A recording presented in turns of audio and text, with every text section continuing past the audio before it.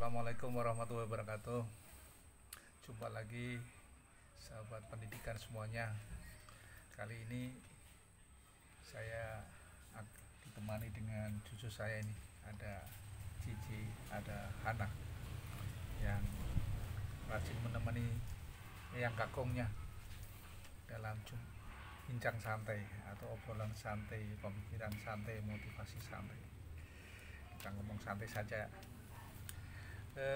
Tahun 2020 yang lalu, baru kemarin ya, ini kan tanggal 1 Januari tahun 2021, artinya sudah terlewati sehari belum lengkap. Kita masih terasa di kegiatan pendidikan kita, Kementerian Pendidikan kita terutama, dengan adanya goncangan COVID-19 sungguh luar biasa menggoncang di dunia pendidikan kita ya. Namun goncangan itu semuanya bisa kita lalui dengan baik. Nah,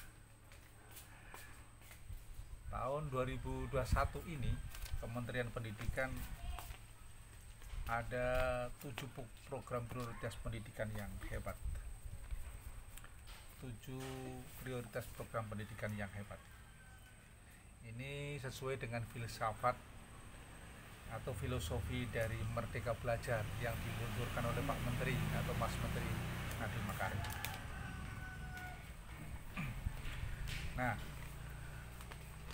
program itu semuanya, nanti 7 program itu hampir semuanya bertumpu pada memberikan suatu kemerdekaan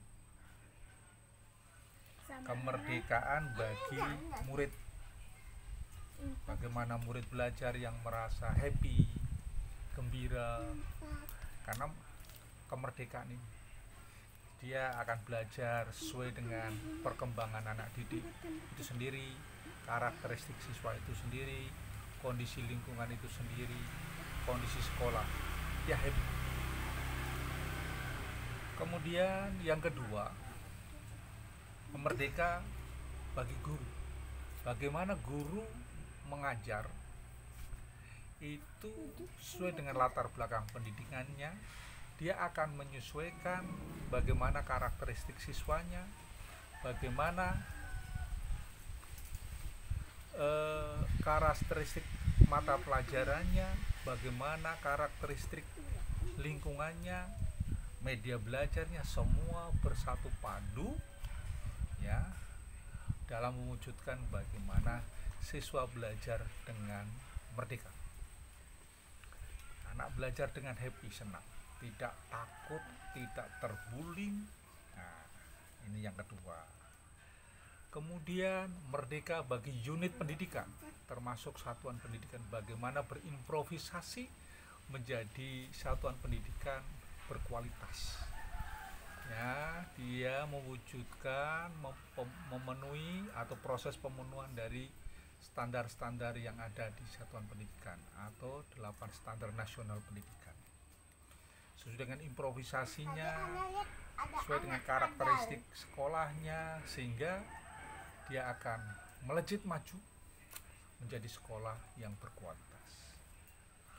Kemudian ekosistem pendidikan. Jadi merdeka ekosistem pendidikan untuk berpartisipasi di dalam dunia pendidikan. Ekosistem pendidikan itu siapa? Ekosistem pendidikan itu adalah lingkungan pendidikan. Lingkungan pendidikan diantaranya adalah masyarakat.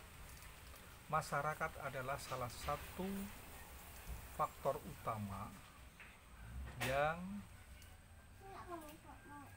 menggunakan pendidikan atau menggunakan hasil pendidikan itu sendiri. Oleh karena itu, masyarakat harus terlibat bagaimana membesarkan pendidikan itu secara merdeka, sehingga kualitas yang diharapkan oleh masyarakat itu sejalan dengan apa yang dimaui oleh standar, jadi akhirnya sama ya, itu semuanya begitu. Nah, dari merdeka itu, baik merdeka siswanya atau murid, merdeka gurunya, merdeka ekosistem pendidikannya, itu akan menjadi kenyataan ketika diwujudkan dalam kegiatan pembelajaran yang berjalan di satuan pendidikan, ya, konkretnya di kelas. Nah, ini semuanya akan terjadi dengan baik ketika merdeka. Jadi tidak ada yang namanya merasa terkungkung, tersakiti, tidak happy gitu ya. Oke. Terkait dengan itu semuanya, nah pemerintah dalam hal ini Kementerian Pendidikan itu untuk tahun 2021 sudah menentukan prioritas pendidikan. Ini ada 7 prioritas pendidikan. Yang pertama yaitu tentang Kartu Indonesia Pintar atau KIP. Ini melanjutkan dari Kartu Indonesia Pintar semenjak periode 2 pemerintah sekarang. Kemudian yang kedua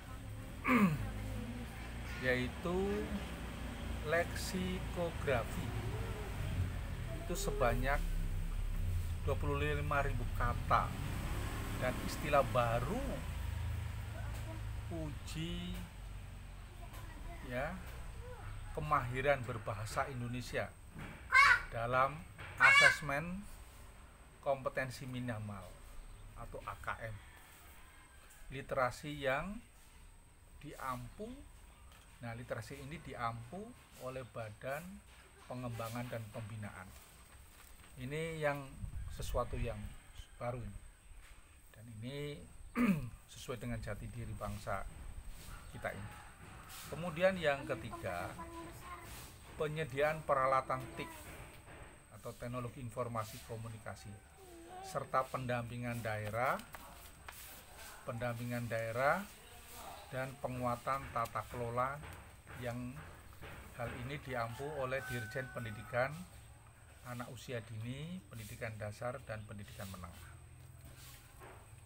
atau Ditjen PAUD Dasmen. Kemudian yang keempat adalah sekolah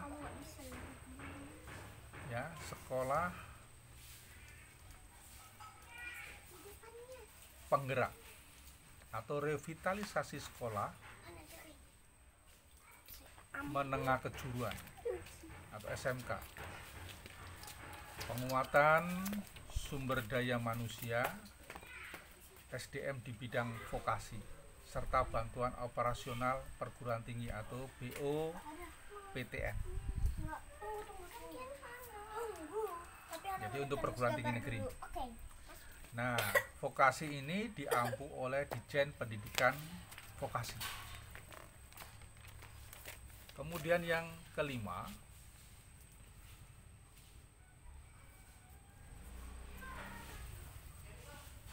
guru penggerak, organisasi penggerak, dan peningkatan kompetensi.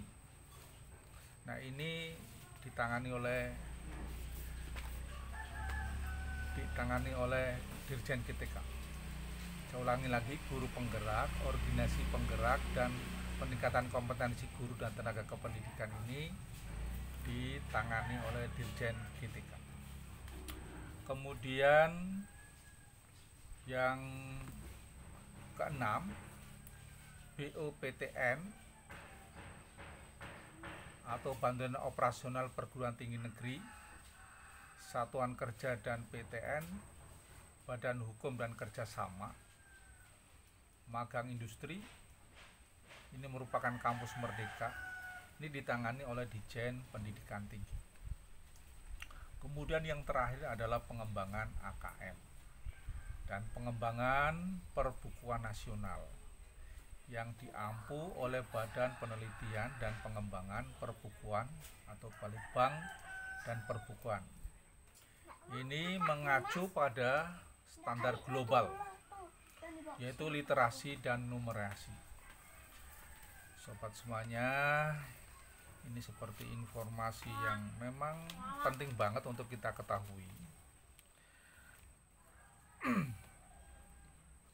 Nah, terkait dengan pembiayaan pendidikan tadi, ini stressingnya adalah bagaimana kemerdekaan akses untuk mendapatkan pendidikan, ya.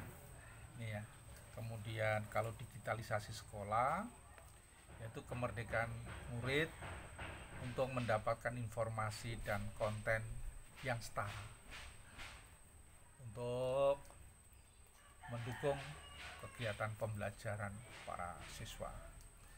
Sobat sekalian, sebelum mengakhiri obrolan tentang 7 prioritas Kementerian Pendidikan Kebudayaan tahun 2021 ini, jangan lupa ya, komen dan share sehingga informasi ini bisa diketahui oleh kalangan banyak dan kami pun lebih bersemangat. Cukup sekian dulu, kita sambung lain waktu dan terima kasih. Assalamualaikum warahmatullahi wabarakatuh.